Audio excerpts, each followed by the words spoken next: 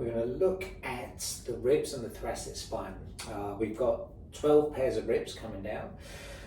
They kind of change what they do all the way through. So we're going to focus kind of a top third, middle third, bottom third in all these exercises. And we're going to see if we can really move the ribs around 3 planes of motion and avoid using the lumbar spine. So we need a bit of a brace through the lumbar spine.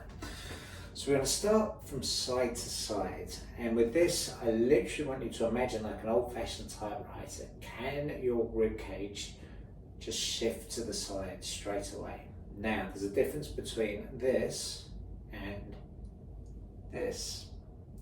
So that is shifted, that has side bent your spine to make the movement happen. So I want the shift for that. So this is how we're going to do it.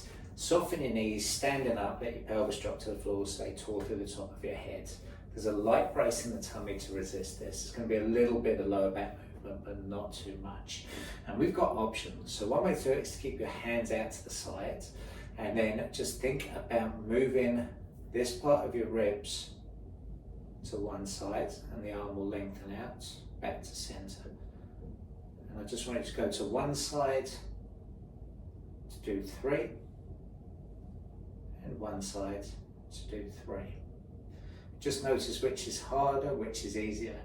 But I want you to keep it smooth and easy. So I don't want you to go for too much range and sacrifice everything else. Another way to think of it is taking your heart. So think inside your chest and go, can I just move my heart to the left? So you can put one hand on your tummy, one hand on your ribs, and imagine your heart just shifting to the left 3 times and shifting to the right 3 times. Easy as that. We're then going to look at front and back, AP. So again, same setup as before. And I want you to think this time about more flexion and extension. So for flexion, think about taking your heart backwards. And as it travels backwards,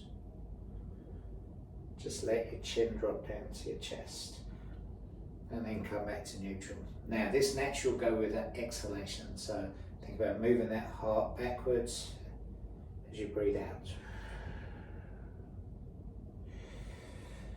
And the opposite is to breathe in to come forwards. Now, another cue might be to think of a pivot point. So imagine you've got a skewer all the way through you, and then you're going to just fold forwards at that spot. So from here, I flex forwards at the position where my hand is, which will give me spinal flexion. And again, you can imagine that going all the way up. The further up it goes, the harder it will come, but that's all good because we need it all to move. So that is spinal flexion. From there we go to spinal extension, and for this one it's important that we don't just stick our bum out and extend our back. So from there, think about pushing the chest forwards into a finger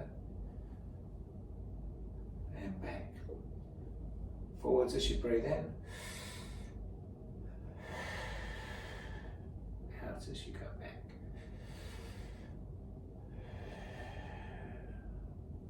So forwards, back, side to side. We're then going to blend the pieces together.